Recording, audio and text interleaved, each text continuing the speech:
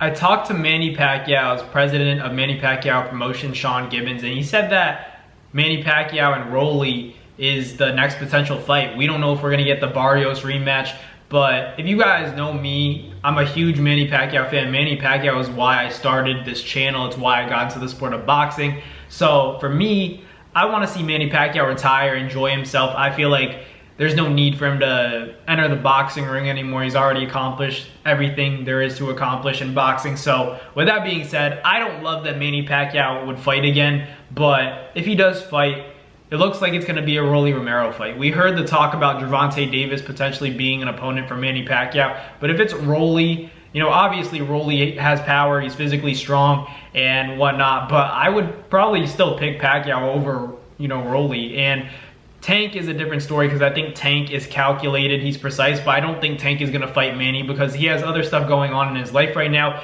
He still wants to redeem that Lamont Roach draw that he had, and people are still questioning, is Tank even that good? Did he get exposed? Because if you look at a lot of his wins, you know, the Mario Barrios fight, the Isaac Cruz fight, those wins haven't aged that well, but he's had good performances against guys like Mario Barrios, but, you know, Ryan Garcia, that fight didn't age too well either. So for Tank, you know, he just has to figure out what's going on with Lamont. And for Manny Pacquiao, I think that he has a good chance of beating Rolly Romero, because I personally think Rolly has trouble with guys that are counter punchers and guys that have foot speed. You know, Manny's not as fast, but Pacquiao's still a very big threat. As you can see, you know, with Mario Barrios, a world champion, there's no reason that a 46-year-old should be able to compete with a prime champion, and Manny did that. You know, I think he deserved the win. He deserved to become the oldest welterweight world champion and beat his record at, you know, 46 years old. And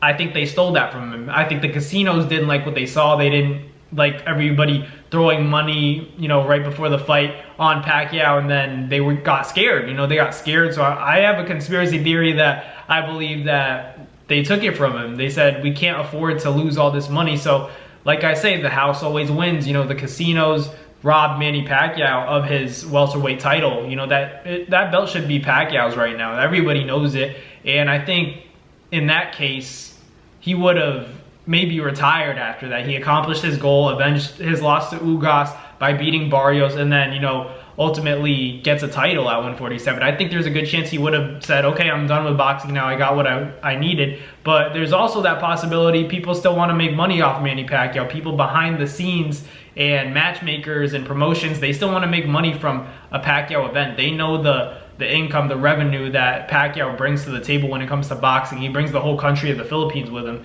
So with that said, there's a lot of reasons why I think that this fight didn't go Manny's way, why they didn't give him the decision when he deserved the decision. I think a lot of people still want to make money off of him, and I think that's part of it. You know, promotions want to make money off of him, but also the casinos saw all that Pacquiao money coming in, you know, to bet on Manny to beat Barrios when they had the odds makers putting it, you know, in favor of Barrios, had Manny as the underdog. So when they saw all that money, they said, all right, wait a second, and it was the perfect opportunity to rob Pacquiao, and that's what happened. We saw him get robbed. He deserved the decision. I thought that Pacquiao, you know, imposed his will on the bigger man, and he felt Pacquiao's power. Barrios definitely felt the power early on and said, I'm fighting a legend, I'm fighting a 46-year-old. He had a lot of respect for Manny Pacquiao, and that was part of the problem. Barrios is such a good guy, it almost plays to his demise as a fighter. You know, the best thing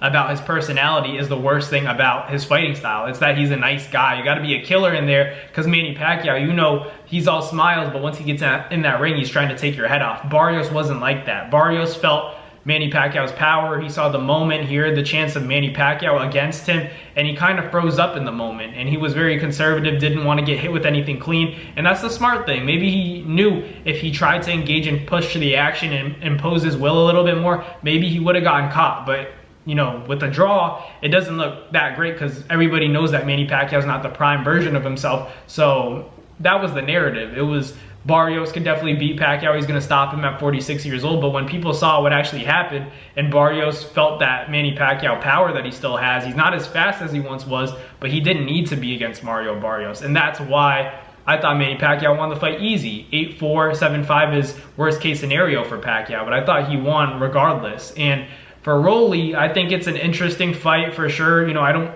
want Pacquiao to fight again because I think he's accomplished everything. I worry about him personally. You know, I don't want him to get hit or anything like that. So for me, I think Pacquiao should retire, but I still do personally believe that he could beat Roelly even at this age, you know, all feelings aside. So we'll see what happens. I would take Pacquiao in that one, but let me know in the comments what you guys think. It's been your boy Matt Nabong with Nabs Boxing, but catch you guys on the next one. Like, comment, and subscribe. Peace.